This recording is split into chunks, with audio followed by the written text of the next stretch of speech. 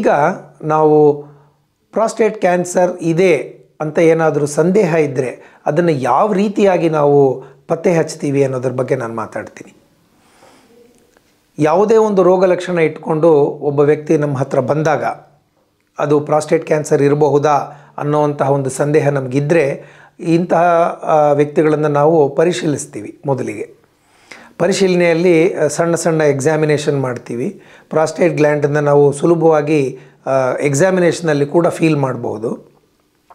ನಾವು ಆ ರೀತಿಯಾದಂಥ ಡಿಜಿಟಲ್ ರೆಕ್ಟಲ್ ಎಕ್ಸಾಮಿನೇಷನ್ ಅಂತ ಏನು ಕರಿತೀವಿ, ಆ ರೀತಿಯಾದಂತಹ ಒಂದು ಪರಿಶೀಲನೆ ಮಾಡುವಾಗ ಪ್ರಾಸ್ಟೇಟ್ ಕ್ಯಾನ್ಸರ್ ಇದೆಯಾ ಇಲ್ವೋ ಅನ್ನೋದು ನಮಗೆ ಸಾಕಷ್ಟು ಸರಿ ಪ್ರಮಾಣದಲ್ಲಿ ಗೊತ್ತಾಗ್ಬಿಡುತ್ತೆ. ಯಾರಿಗೆ ಸಂದೇಹ ಇದೆಯೋ ಅಂಥವರಿಗೆ ನಾವು ಒಂದೆರಡು ಬ್ಲಡ್ ಟೆಸ್ಟ್ ಕೂಡ ಮಾಡ್ತೀವಿ. ಅದರಲ್ಲಿ PSA ಅನ್ನೋದು ತುಂಬ ಪ್ರಮುಖವಾದಂತಹ ಒಂದು ಬ್ಲಡ್ ಟೆಸ್ಟ್. PSA ಅಂತಂತಂದರೆ ಪ್ರಾಸ್ಟೇಟ್ ಸ್ಪೆಸಿಫಿಕ್ ಆ್ಯಂಟಿಜನ್ ಅಂತ. ಇದು ಒಂದು ಸಣ್ಣ ರಕ್ತ ಪರೀಕ್ಷೆ, ತುಂಬ ಹೆಚ್ಚು ಕಾಸ್ಟ್ಲಿ ಕೂಡ ಅಲ್ಲ. ಕೇವಲ ಒಂದು 400-500 ರೂಪಾಯಿನಲ್ಲಿ ಮುಗಿದು ಹೋಗುವಂತಹ ಒಂದು ಪರೀಕ್ಷೆ ಇದು. ಈ PSA ಟೆಸ್ಟ್ನಿಂದಾಗಿ ನಮಗೆ ಪ್ರಾಸ್ಟೇಟ್ನಲ್ಲಿ ಕ್ಯಾನ್ಸರ್ ಇದೆಯಾ ಇಲ್ವಾ ಅನ್ನೋದನ್ನು ಸಾಮಾನ್ಯವಾಗಿ ಒಂದು 80%ಕ್ಕಿಂತಲೂ ಹೆಚ್ಚು ನಿಖರವಾಗಿ ನಾವು ತಿಳ್ಕೊಳ್ಳೋದಕ್ಕೆ ಅವಕಾಶ ಇರುತ್ತೆ. ಯಾರಿಗೆ ನಾವು ಮಾಡುವಂಥ ಪರಿಶೀಲನೆಯಲ್ಲೇ ಆಗಲಿ ಅಥವಾ ಈ PSA ಟೆಸ್ಟ್ನಲ್ಲಿ ಆಗಲಿ ಏನಾದರೂ ವ್ಯತ್ಯಾಸ ಕಂಡು ಬಂದರೆ ಅವರಿಗೆ ನಾವು ಫರ್ದರ್ ಟೆಸ್ಟಿಂಗ್ ಮಾಡ್ತೀವಿ. ಅದರಲ್ಲಿ MRI ಸ್ಕ್ಯಾನ್ ಅಂತ ಹೇಳಿ ಒಂದು ಟೆಸ್ಟ್ ಮಾಡಲಾಗುತ್ತೆ. ಅದರ ನಂತರ ಪ್ರಾಸ್ಟೇಟ್ ಬಯಾಪ್ಸಿ ಅನ್ನುವಂಥ ಒಂದು ಟೆಸ್ಟ್ ಮಾಡ್ತೀವಿ. ಈ ಟೆಸ್ಟ್ಗಳನ್ನೆಲ್ಲ ಮಾಡೋದ್ರಿಂದ ನಮಗೆ ಆ ವ್ಯಕ್ತಿಗೆ ಪ್ರಾಸ್ಟೇಟ್ ಕ್ಯಾನ್ಸರ್ ಇದೆಯಾ ಇಲ್ವಾ ಅನ್ನೋದನ್ನು ನಾವು ಪತ್ತೆ ಹಚ್ಚಲಿಕ್ಕೆ ಅನುಕೂಲ ಆಗುತ್ತೆ. ಒಂದು ಸಲ ವ್ಯಕ್ತಿಗೆ ಪ್ರಾಸ್ಟೇಟ್ ಕ್ಯಾನ್ಸರ್ ಇದೆ ಅಂತ ನಾವು ಅದನ್ನು ಕನ್ಫರ್ಮ್ ಮಾಡಿದ ಮೇಲೆ ನಾವು ಅದು ಯಾವ ಹಂತದಲ್ಲಿದೆ, first stage, second stage, third ಅಥವಾ ಫೋರ್ತ್ ಸ್ಟೇಜ್ ಯಾವ ಹಂತದಲ್ಲಿದೆ ಅಂತ ತಿಳ್ಕೊಳ್ಳೋದಕ್ಕೆ PSMA PET CT ಸ್ಕ್ಯಾನ್ ಅನ್ನುವಂಥ ಒಂದು ಅಡ್ವಾನ್ಸ್ಡ್ PET CT ಸ್ಕ್ಯಾನ್ ಟೆಸ್ಟಿಂಗನ್ನು ಮಾಡ್ತೀವಿ. ಇದರಲ್ಲಿ ಪ್ರಾಸ್ಟೇಟ್ ಕ್ಯಾನ್ಸರ್ ಎಲ್ಲಿವರೆಗೂ ಅದು ಸ್ಪ್ರೆಡ್ ಆಗಿದೆ, ಆ ಗ್ರಂಥಿಯಲ್ಲೇ ಇದೆಯಾ ಅಥವಾ ಗ್ರಂಥಿಯಿಂದ ಹೊರಗೆ ಬಂದಿದೆಯಾ, ಬೇರೆ ಎಲ್ಲಿ ಹೋಗಿದೆ, ಈ ಎಲ್ಲ ಮಾಹಿತಿ ಕೂಡ ನಮಗೆ ಅದರಲ್ಲಿ ಸಿಗುತ್ತೆ. ಈ ಎಲ್ಲ ಪರಿಶೀಲನೆಗಳನ್ನು ಮಾಡಿದ ಮೇಲೆ ನಾವು ಆ ವ್ಯಕ್ತಿಗೆ ಸೂಕ್ತವಾಗಿ ಯಾವ ರೀತಿಯಾದಂಥ ಚಿಕಿತ್ಸೆ ಕೊಟ್ಟರೆ ಅನುಕೂಲ ಆಗುತ್ತೆ ಅನ್ನೋದನ್ನು ನಿರ್ಧಾರ ಮಾಡ್ತೀವಿ. ಇದುವರೆಗೂ ನಾವು ಪ್ರಾಸ್ಟೇಟ್ ಕ್ಯಾನ್ಸರ್ ಅಂದರೆ ಏನು, ಅದರ ರೋಗ ಲಕ್ಷಣಗಳೇನು, ಅದನ್ನು ನಾವು ಹೇಗೆ ಪತ್ತೆ ಹಚ್ತೀವಿ ಅನ್ನೋದನ್ನು ತಿಳ್ಕೊಂಡ್ವಿ. ಈಗ ನಾವು ಅದನ್ನು ಯಾವ ರೀತಿಯಾಗಿ ಚಿಕಿತ್ಸೆ ಕೊಡ್ತೀವಿ, ಅದು ಹೇಗೆ, ಪ್ರಾಸ್ಟೇಟ್ ಕ್ಯಾನ್ಸರ್ ಬಂದರೆ ವ್ಯಕ್ತಿಯ ಜೀವನ ಶೈಲಿ ಹೇಗಿರುತ್ತೆ, ತುಂಬ ಕಷ್ಟವಾ ಅಥವಾ ಚಿಕಿತ್ಸೆ ತುಂಬ ಕಷ್ಟನಾ, ರೋಗಿಗೆ ಗುಣಮುಖ ಆಗೋದಕ್ಕೆ ಅವಕಾಶ ಇದೆಯಾ, ಇದರೆಲ್ಲದರ ಬಗ್ಗೆ ನಾವು ತಿಳ್ಕೊಳ್ಳೋಣ. ಸಾಮಾನ್ಯವಾಗಿ ಪ್ರಾಸ್ಟೇಟ್ ಕ್ಯಾನ್ಸರ್ ಒಂದು ನಿಧಾನವಾಗಿ ಬೆಳೆಯುವ, ನಿಧಾನವಾಗಿ ಹರಡುವಂಥ ಒಂದು ಕಾಯಿಲೆ. ಹೆಸರಿಗೆ ಕ್ಯಾನ್ಸರ್ ಆದರೂ ಕೂಡ ಸಾಕಷ್ಟು ಪ್ರಮಾಣದಲ್ಲಿ ವ್ಯಕ್ತಿಗಳಿಗೆ ಈ ಪ್ರಾಸ್ಟೇಟ್ ಕ್ಯಾನ್ಸರು ಆ ಗ್ರಂಥಿಯಲ್ಲೇ ಮಾತ್ರ ಇರುತ್ತೆ, ಹಲವಾರು ವರ್ಷ ಹಾಗೇ ಇರುತ್ತೆ. ಅದರಿಂದ ಅವರಿಗೆ ಹೆಚ್ಚು ತೊಂದರೆ ಕೂಡ ಆಗೋದಿಲ್ಲ. ಇದನ್ನು ಲೋ ರಿಸ್ಕ್ ಪ್ರಾಸ್ಟೇಟ್ ಕ್ಯಾನ್ಸರ್ ಅಂತ ಕರಿತೀವಿ. ಆದರೆ ಒಂದು 70-75% ವ್ಯಕ್ತಿಗಳಿಗೆ ಪ್ರಾಸ್ಟೇಟ್ ಕ್ಯಾನ್ಸರ್ ಯಾರಿಗಿರುತ್ತೋ ಅವರಿಗೆ ಅದು ಸ್ವಲ್ಪ ಬೇಗ ಬೆಳೆದು ಬೇಗ ಹರಡುವಂಥ ಒಂದು ಅವಕಾಶ ಇರುತ್ತೆ. ಇಂತಹ ಪ್ರಾಸ್ಟೇಟ್ ಕ್ಯಾನ್ಸರ್ಸ್ನ ನಾವು ಆದಷ್ಟು ಬೇಗ ಪತ್ತೆ ಹಚ್ಚಿ ಚಿಕಿತ್ಸೆ ಮಾಡಿಕೊಂಡ್ರೆ ಇದಕ್ಕೆ ಒಳ್ಳೆ ಗುಣ ಆಗುವಂಥ ಸಾಧ್ಯತೆಗಳಿರುತ್ತೆ. ಸಾಮಾನ್ಯವಾಗಿ ನಾವು ಏನು ಹೇಳ್ತೀವಿ ಅಂತಂತಂದರೆ, ಯಾವುದೇ ಒಂದು ಕ್ಯಾನ್ಸರ್ ಬಂದಾಗ ಅದಕ್ಕೆ ಹಲವಾರು ವಿಧವಾಗಿ ನಾವು ಚಿಕಿತ್ಸೆ ಕೊಡಬೇಕಾಗತ್ತೆ. ಅಂದರೆ ಸರ್ಜರಿ ಮಾಡಬೇಕಾಗತ್ತೆ, ರೇಡಿಯೋಥೆರಪಿ ಕೊಡಬೇಕಾಗತ್ತೆ, ಕೀಮೊಥೆರಪಿ ಕೊಡಬೇಕಾಗತ್ತೆ, ಅದಾದಮೇಲೆ ಮೇಂಟೆನೆನ್ಸ್ ಟ್ರೀಟ್ಮೆಂಟ್ಸ್ ಎಲ್ಲ ಕೊಡಬೇಕಾಗತ್ತೆ. ಈ ರೀತಿಯಾಗಿ ಒಂದು ಕ್ಲಿಷ್ಟಕರವಾದಂತಹ ಒಂದು ಚಿಕಿತ್ಸಾ ಪದ್ಧತಿ ಕೂಡ ಉಂಟಾಗುವಂಥ ಸಾಧ್ಯತೆಗಳಿರುತ್ತೆ. ಆದರೆ ಪ್ರಾಸ್ಟೇಟ್ ಕ್ಯಾನ್ಸರ್ನಲ್ಲಿ ಸಾಮಾನ್ಯವಾಗಿ ಮೊದಲನೇ ಅಥವಾ ಎರಡನೇ ಹಂತದಲ್ಲೇ ನಾವು ಆ ಕ್ಯಾನ್ಸರ್ನ ಕಂಡುಕೊಂಡ್ರೆ ಯಾವುದಾದ್ರೂ ಒಂದೇ ಒಂದು ಚಿಕಿತ್ಸಾ ವಿಧಾನದಿಂದ ಈ ರೋಗಿಗೆ ತುಂಬ ಹೆಚ್ಚಿನ ಪ್ರಮಾಣದಲ್ಲಿ ಗುಣ ಮಾಡ್ಕೊಳ್ಳೋದಕ್ಕೆ ಅವಕಾಶ ಮಾಡಿಕೊಡ್ಬಹುದು. ಪ್ರಾಸ್ಟೇಟ್ ಕ್ಯಾನ್ಸರ್ನ ಗುಣ ಮಾಡೋದಕ್ಕೆ ಮುಖ್ಯವಾಗಿ 2 ವಿಧವಾದಂತಹ ಚಿಕಿತ್ಸೆಗಳಿವೆ. ಒಂದು ಶಸ್ತ್ರಚಿಕಿತ್ಸೆ, ಸರ್ಜರಿ, ಇದನ್ನು ರ್ಯಾಡಿಕಲ್ ಪ್ರಾಸ್ಟೇಟೆಕ್ಟಮಿ ಅಂತ ಕರಿತೀವಿ. ಇದರಲ್ಲಿ ಕಾಯಿಲೆಗೆ ಉಂಟಾದಂತಹ ಪ್ರಾಸ್ಟೇಟ್ ಗ್ರಂಥಿ ಮತ್ತು ಅದಕ್ಕೆ ಸುತ್ತಲೂ ಇರುವಂತಹ ಕೆಲವು ಗ್ರಂಥಿಗಳು ಅಂತಂದರೆ ಸೆಮೈನಲ್ ವೆಸೈಕಲ್ಸ್, ವಾಸ್ ಡಿಫರೆನ್ಸ್, ಈ ಎಲ್ಲ ಸಣ್ಣ ಸಣ್ಣ ಗ್ರಂಥಿಗಳನ್ನೆಲ್ಲ ಸೇರಿಸಿ ಅದನ್ನು ತೆಗೆದು ಬಿಡ್ತೀವಿ. ತೆಗೆದು ಮೂತ್ರಚೀಲವನ್ನು ಮತ್ತು ಮೂತ್ರನಾಳಕ್ಕೆ ಜೋಡಿಸಿ ಆ ಶಸ್ತ್ರಚಿಕಿತ್ಸೆಯನ್ನು ಮುಗಿಸ್ತೀವಿ. ಈ ಒಂದು ಶಸ್ತ್ರಚಿಕಿತ್ಸೆಯಿಂದಲೇ ಸಾಕಷ್ಟು ಜನ 80%ಗಿಂತಲೂ ಹೆಚ್ಚು ಜನ ಪ್ರಾಸ್ಟೇಟ್ ಕ್ಯಾನ್ಸರ್ನಿಂದ ಸಂಪೂರ್ಣವಾಗಿ ಗುಣಮುಖರಾಗಿಬಿಡ್ತಾರೆ. ಯಾರಿಗೆ ಶಸ್ತ್ರಚಿಕಿತ್ಸೆ ಮಾಡಲಿಕ್ಕೆ ಆಗೋದಿಲ್ವೋ ಅಥವಾ ಶಸ್ತ್ರಚಿಕಿತ್ಸೆ ಮಾಡಿಸ್ಕೊಳ್ಳಿಕ್ಕೆ ಇಷ್ಟ ಇರೋದಿಲ್ವೋ ಅಂಥವರಿಗೆ ಇನ್ನೊಂದು ಆಪ್ಷನ್ ಇರುತ್ತೆ. ಅದು ಹಾರ್ಮೋನ್ ಥೆರಪಿ ಮತ್ತು ರೇಡಿಯೋಥೆರಪಿ ಅಂತ ಕರಿತೀವಿ. ಹಾರ್ಮೋನ್ ಥೆರಪಿಯಲ್ಲಿ 3 ತಿಂಗಳಿಗೊಮ್ಮೆ ಅಥವಾ 6 ತಿಂಗಳಿಗೊಮ್ಮೆ ಒಂದೊಂದು ಇಂಜೆಕ್ಷನ್ನ ಕೊಡ್ತೀವಿ. ಮತ್ತು ರೇಡಿಯೇಷನ್ ಥೆರಪಿ ಅಂತ ಕೊಡ್ತೀವಿ. ಸಾಮಾನ್ಯವಾಗಿ 6ರಿಂದ 7 ವಾರಗಳ ಕಾಲ ಅವರಿಗೆ ಈ ಪೇಷಂಟ್ಸ್ಗೆ ಈ ರೇಡಿಯೇಷನ್ ಥೆರಪಿ ಕೊಟ್ಟಾಗ ಈ ಪ್ರಾಸ್ಟೇಟ್ ಕ್ಯಾನ್ಸರ್ನ ಅಷ್ಟೇ ಪ್ರಮಾಣದಲ್ಲಿ ಗುಣಮುಖ ಮಾಡ್ಕೊಳ್ಳೋದಕ್ಕೆ ಅವಕಾಶ ಇರುತ್ತೆ. ಪ್ರಾಸ್ಟೇಟ್ ಕ್ಯಾನ್ಸರ್ ಸ್ವಲ್ಪ ಅಡ್ವಾನ್ಸ್ ಸ್ಟೇಜಸ್ಸಿಗೆ ಹೋದಾಗ ಅಂತಂತಂದರೆ ಲೇಟ್ 2nd ಸ್ಟೇಜ್ ಅಥವಾ 3rd ಸ್ಟೇಜಿಗೆ ಬಂದಾಗ ಕೇವಲ ಒಂದೇ ಒಂದು ಚಿಕಿತ್ಸೆ, ಶಸ್ತ್ರಚಿಕಿತ್ಸೆ ಅಥವಾ ರೇಡಿಯೇಷನ್ ಚಿಕಿತ್ಸೆಯಿಂದ ಈ ಕಾಯಿಲೆಯನ್ನು ಹೆಚ್ಚಿನ ಪ್ರಮಾಣದಲ್ಲಿ ಗುಣ ಮಾಡ್ಕೊಳ್ಳಿಕ್ಕೆ ಆಗೋದಿಲ್ಲ. ಇಂತಹ ಪರಿಸ್ಥಿತಿಗಳಲ್ಲಿ ನಾವು ಈ ಎರಡೂ ವಿಧವಾದಂತಹ ಚಿಕಿತ್ಸೆಗಳನ್ನು ಬಳಸ್ಕೊಂಡು ಪೇಷಂಟ್ಸ್ಗೆ ಕಾಯಿಲೆಯನ್ನು ಟ್ರೀಟ್ ಮಾಡೋದಕ್ಕೆ ಅನುಕೂಲ ಮಾಡಿಕೊಡ್ತೀವಿ. ಅಂತಂದರೆ ಅಡ್ವಾನ್ಸ್ 2nd ಸ್ಟೇಜ್ನಲ್ಲಿ ಅಥವಾ 3rd ಸ್ಟೇಜ್ನಲ್ಲಿ ಪ್ರಾಸ್ಟೇಟ್ ಕ್ಯಾನ್ಸರ್ ಪೇಷಂಟ್ಸ್ಗೆ ನಾವು ಶಸ್ತ್ರಚಿಕಿತ್ಸೆ ಕೂಡ ಮಾಡ್ತೀವಿ. ಅದಾದ ನಂತರ ರೇಡಿಯೇಷನ್ ಥೆರಪಿ ಕೂಡ ಕೊಡಿಸ್ತೀವಿ. ಹೀಗೆ ಮಾಡೋದರಿಂದ ಈ ಹಂತಗಳಲ್ಲೂ ಕೂಡ ಪ್ರಾಸ್ಟೇಟ್ ಕ್ಯಾನ್ಸರ್ನ ನಾವು ಸಾಕಷ್ಟು ಹೆಚ್ಚು ಪ್ರಮಾಣದಲ್ಲಿ ಗುಣ ಮಾಡಿಕೊಳ್ಳಿಕ್ಕೆ ಅವಕಾಶ ಇದೆ. ಮತ್ತು ಕಡೆ ಹಂತ ಅಂದರೆ 4ನೇ ಹಂತ. 4ನೇ ಹಂತದಲ್ಲಿ ಅಂತಂದರೆ ಲಾಸ್ಟ್ ಸ್ಟೇಜ್ ಆಫ್ ಕ್ಯಾನ್ಸರ್ ಅಂತ ನಾವೇನು ಕರಿತೀವೋ, ಈ ಹಂತದಲ್ಲಿ ವ್ಯಕ್ತಿಗಳನ್ನು ನಾವು ಕಾಯಿಲೆಯನ್ನು ಪತ್ತೆ ಹಚ್ಚಿದರೆ ಸಾಮಾನ್ಯವಾಗಿ ಇಂತಹ ಕಾಯಿಲೆಗಳನ್ನು ನಾವು ಗುಣ ಮಾಡಲಿಕ್ಕೆ ಆಗೋದಿಲ್ಲ.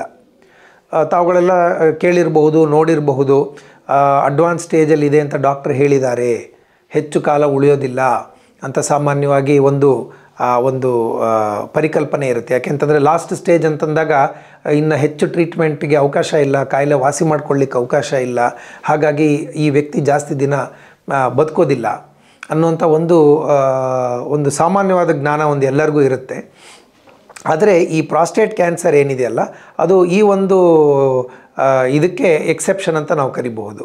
ಅಂತಂದರೆ 4ನೇ ಹಂತದಲ್ಲಿ ಪತ್ತೆ ಹಚ್ಚಿದರೂ ಕೂಡ ಈ ಪ್ರಾಸ್ಟೇಟ್ ಕ್ಯಾನ್ಸರ್ನ ನಾವು ಗುಣ ಮಾಡಲಿಕ್ಕೆ ಆಗದೆ ಹೋದರೂ ಕೂಡ ಸುಲಭವಾದ ಚಿಕಿತ್ಸೆಗಳನ್ನು ಕೊಟ್ಕೊಳ್ತಾ ಆ ವ್ಯಕ್ತಿಯನ್ನು ಸಾಕಷ್ಟು ಹಲವಾರು ವರ್ಷಗಳ ಕಾಲ ನಾವು ಮ್ಯಾನೇಜ್ ಮಾಡಬಹುದು. ಗುಣ ಮಾಡೋದಕ್ಕಾಗೋದಿಲ್ಲ ಹೌದು, ಆದರೆ ಸಣ್ಣ ಸಣ್ಣ ಚಿಕಿತ್ಸೆಗಳನ್ನು ಕೊಟ್ಕೊಂಡು ರೆಗ್ಯುಲರಾಗಿ ಫಾಲೋ ಅಪ್ ಮಾಡ್ಕೊಳ್ತಾ ಬಂದರೆ ಈ ವ್ಯಕ್ತಿಗಳು ಸಾಕಷ್ಟು ವರ್ಷಗಳ ಕಾಲ ಆರಾಮಾಗಿ ತಮ್ಮ ಆರೋಗ್ಯವನ್ನು ಕಾಪಾಡಿಕೊಂಡು ತಮ್ಮ ದೈನಂದಿನ ಚಟುವಟಿಕೆಗಳೇನಿದೆಯೋ ಅದನ್ನೆಲ್ಲ ಮಾಡಿಕೊಂಡು ಜೀವನವನ್ನು ನಡೆಸೋದಕ್ಕೆ ಅವಕಾಶ ಇರುತ್ತೆ. ಹಾಗಾಗಿ 4ನೇ ಹಂತದಲ್ಲಿ ಇದ್ದರೂ ಸಹ ಪ್ರಾಸ್ಟೇಟ್ ಕ್ಯಾನ್ಸರ್ ಇರುವಂತಹ ಪೇಷಂಟ್ಸು ತುಂಬ ನಿರಾಶರಾಗುವಂತಹ ಇದೇನು ಬೇಕಾಗಿಲ್ಲ. ಯಾಕೆಂತಂದರೆ ಅವರಿಗೆ ಚಿಕಿತ್ಸೆ ಚೆನ್ನಾಗಿದೆ, ಚಿಕಿತ್ಸೆ ಮಾಡಿಸ್ಕೊಳ್ತಾ ಹೋಯಿತು ಅಂತಂತಂದರೆ ಸಾಕಷ್ಟು ವರ್ಷಗಳ ಕಾಲ ಅವರು ನೆಮ್ಮದಿಯಾಗೇ ಇರ್ತಾರೆ. ಈಗ ಕಡೆಯದಾಗಿ ಈ ಶಸ್ತ್ರಚಿಕಿತ್ಸೆ ಬಗ್ಗೆ ಇನ್ನೊಂದಿಷ್ಟು ಮಾಹಿತಿ ಕೊಡೋದಕ್ಕೆ ಇಷ್ಟಪಡ್ತೀನಿ. ಹಿಂದೆಲ್ಲ ಏನಾಗ್ತಾ ಇತ್ತು ಅಂತಂದರೆ ಪ್ರಾಸ್ಟೇಟ್ ಕ್ಯಾನ್ಸರಿಗೆ ಶಸ್ತ್ರಚಿಕಿತ್ಸೆ ಮಾಡೋದು ತುಂಬ ಕ್ಲಿಷ್ಟಕರವಾದಂತಹ ಶಸ್ತ್ರಚಿಕಿತ್ಸೆ ಆಗಿತ್ತು. ಯಾಕೆ ಅಂತಂದರೆ ಈ ಪೆಲ್ವಿಕ್ ರೀಜನ್ನ ತುಂಬ ಒಳಭಾಗದಲ್ಲಿ ಇರುತ್ತೆ. ಅದು ಆಪರೇಷನ್ ಮಾಡೋದಕ್ಕೆ ಡಿಫಿಕಲ್ಟ್ ಟು ಆ್ಯಕ್ಸೆಸ್ ಲೊಕೇಶನ್ ಅಥವಾ ಕಷ್ಟಕರವಾದಂತಹ ಲೊಕೇಶನ್ ಅಂತ ನಾವು ಪರಿಗಣಿಸ್ತೀವಿ.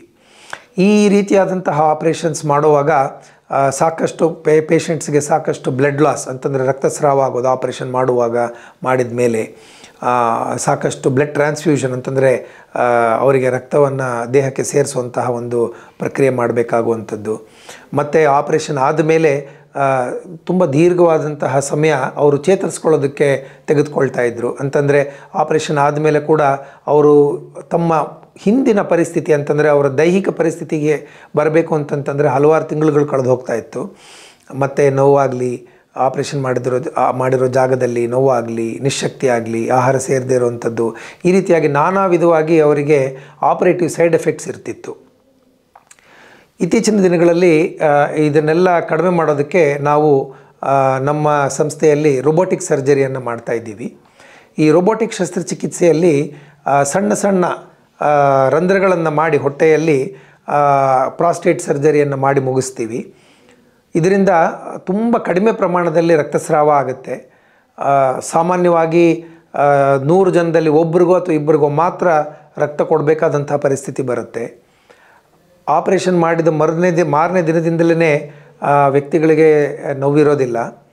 ನಾವು ಸಾಮಾನ್ಯ ಯಾವುದೇ ಒಂದು ವ್ಯಕ್ತಿಗೆ ಪೇಷಂಟಿಗೆ ಆಪರೇಷನ್ ಆದಮೇಲೆ ಒಂದು ದಿನ ಆದಮೇಲೆ ಅವರಿಗೆ ನೋವಿನ ಮಾತ್ರೆ ಕೂಡ ಕೊಡೋದಿಲ್ಲ. ಅವರು ತುಂಬ ಬೇಗ ಎದ್ದು ಓಡಾಡಿಕೊಂಡು ಆಪರೇಷನ್ ಆದ ಕೂಡಲೇ ಮಾರನೇ ದಿನದಿಂದಲೇ ಎದ್ದು ಓಡಾಡ್ಕೊಂಡಿರ್ತಾರೆ. ಆಹಾರ ಸೇವನೆಗೆ ಯಾವುದೇ ರೀತಿಯಾದಂತಹ ತೊಂದರೆ ಆಗೋದಿಲ್ಲ. ಮತ್ತು ಆಪರೇಷನ್ ಮುಗಿದು ನಾವು ಕೆಥೆಟರ್ ಅಂತ ಏನಿಟ್ಟಿರ್ತೀವಲ್ಲ ಅದೆಲ್ಲ ತೆಗೆದ ಮೇಲೆ ಕೂಡ ಅವರಿಗೆ ತುಂಬ ಹೆಚ್ಚು ಕಾಲ ಯಾವುದೇ ರೀತಿಯಾಗಿ ಯೂರಿನರಿ ಡಿಸ್ಟರ್ಬೆನ್ಸ್ ಆಗೋದಿಲ್ಲ. ಈ ರೀತಿಯಾಗಿ ಅಡ್ವಾನ್ಸ್ಡ್ ಟೆಕ್ನಾಲಜಿಯನ್ನು ಬಳಸೋದ್ರಿಂದ ಪ್ರಾಸ್ಟೇಟ್ ಕ್ಯಾನ್ಸರ್ಗೆ ನಾವು ಮಾಡ್ತಾ ಇರೋಂಥ ಶಸ್ತ್ರಚಿಕಿತ್ಸೆ ಕೂಡ ಇವತ್ತಿನ ದಿನ ತುಂಬ ಅನುಕೂಲಕಾರಿಯಾಗಿದೆ ಮತ್ತು ಹೆಚ್ಚು ಪರಿಣಾಮಕಾರಿಯಾಗಿದೆ. ಹಾಗಾಗಿ ನಾವು ಯಾವುದೇ ಒಂದು ಭಯ ಇಲ್ಲದಿರ ಈ ಪ್ರಾಸ್ಟೇಟ್ ಕ್ಯಾನ್ಸರ್ ಪೇಷಂಟ್ಸ್ಗೆ ಒಳ್ಳೆಯ ಚಿಕಿತ್ಸೆಯನ್ನು ಕೊಡೋದಕ್ಕೆ ಅನುಕೂಲ ಆಗ್ತಾಯಿದೆ. ಇದುವರೆಗೂ ನಾವು ಸಾಕಷ್ಟು ಮಾಹಿತಿಯನ್ನು ತಿಳ್ಕೊಂಡಿದ್ದೀವಿ. ಪ್ರಾಸ್ಟೇಟ್ ಕ್ಯಾನ್ಸರು ಯಾವ ರೀತಿ ಬರುತ್ತೆ, ಅದರ ರೋಗ ಲಕ್ಷಣಗಳೇನು, ಅದನ್ನು ಸ್ಕ್ರೀನಿಂಗ್ ಟೆಸ್ಟ್ ಅಂತ ಹೇಗೆ ಮಾಡ್ತೀವಿ, ಅದರ ಹಂತಗಳನ್ನು ನಾವು ಹೇಗೆ ಕಂಡುಹಿಡ್ಕೊಳ್ತೀವಿ, ಅದಕ್ಕೆ ಯಾವ ರೀತಿಯಾದಂತಹ ಚಿಕಿತ್ಸೆಗಳನ್ನು ಮಾಡ್ತೀವಿ, ಇದರ ಎಲ್ಲದರ ಬಗ್ಗೆನೂ ನಾವು ತಿಳ್ಕೊಂಡಿದ್ದೀವಿ. ಕಡೆಯದಾಗಿ ನಾನು ಹೇಳಬೇಕಂತಂತಂದರೆ ಪ್ರಾಸ್ಟೇಟ್ ಕ್ಯಾನ್ಸರ್ ಒಂದು ಮೈಲ್ಡ್ ಕ್ಯಾನ್ಸರ್, ತುಂಬ ಅಗ್ರೆಸಿವ್ ಆಗಿರೋದಿಲ್ಲ. ಹಂತಕ್ಕೂ ಪ್ರತಿ ಹಂತಕ್ಕೂ ನಾವು ಬೇರೆ ಕ್ಯಾನ್ಸರ್ ಜೊತೆಗೆ ಇದನ್ನು ಹೋಲಿಸ್ತಾ ಹೋಯಿತು ಅಂತಂದರೆ ಪ್ರಾಸ್ಟೇಟ್ ಕ್ಯಾನ್ಸರ್ ಚಿಕಿತ್ಸೆ ತುಂಬ ಪರಿಣಾಮಕಾರಿ ಮತ್ತು ಸಾಕಷ್ಟು ಮಂದಿಗೆ ಈ ಕ್ಯಾನ್ಸರ್ನಿಂದ ಸಂಪೂರ್ಣವಾಗಿ ಗುಣಮುಖ ಆಗೋದಕ್ಕೆ, ದೀರ್ಘಕಾಲ ಸಂಪೂರ್ಣವಾಗಿ ಗುಣಮುಖ ಆಗೋದಕ್ಕೆ ಒಳ್ಳೆಯ ಅವಕಾಶ ಇರುತ್ತೆ. ತುಂಬ ಅಡ್ವಾನ್ಸ್ಡ್ ಸ್ಟೇಜಸ್ನಲ್ಲಿದ್ದರೂ ಸಹಿತ ಸಾಕಷ್ಟು ಮಂದಿ ಹಲವಾರು ವರ್ಷ ನೆಮ್ಮದಿಯ ಒಂದು ಜೀವನವನ್ನು ಬದುಕೋದಕ್ಕೆ ಕೂಡ ಈ ಕ್ಯಾನ್ಸರ್ ಅವಕಾಶ ಮಾಡಿಕೊಡುತ್ತೆ. ಆದರೆ ಅದಕ್ಕೆ ಸೂಕ್ತ ಚಿಕಿತ್ಸೆ ಆಗ್ತಲೇ ಇರಬೇಕು.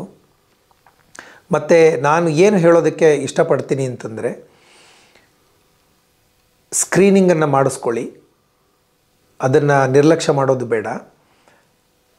ವರ್ಷಕ್ಕೊಂದು ಸಲ ಸ್ಕ್ರೀನಿಂಗ್ ಮಾಡಿಸ್ಕೊಳ್ಳೋದು ಕೇವಲ ಪ್ರಾಸ್ಟೇಟ್ ಕ್ಯಾನ್ಸರ್ ಅಂತಲ್ಲ, ಎಲ್ಲ ನಮ್ಮ ದೇಹದ ಪರಿಸ್ಥಿತಿ ಹೇಗಿದೆ ಅಂತ ತಿಳ್ಕೊಳ್ಳೋದಕ್ಕೆ ಒಂದು ಸಂಪೂರ್ಣವಾಗಿ ದೇಹದ ಒಂದು ಪರಿಶೀಲನೆಯನ್ನು ಕನಿಷ್ಠ ಪಕ್ಷ ವರ್ಷಕ್ಕೊಂದು ಸಲ ಇಲ್ಲದೆ ಹೋದರೂ 2 ವರ್ಷಕ್ಕೊಂದು ಸಲ ಆದರೂ ಮಾಡಿಸ್ಕೊಳ್ಳಿ.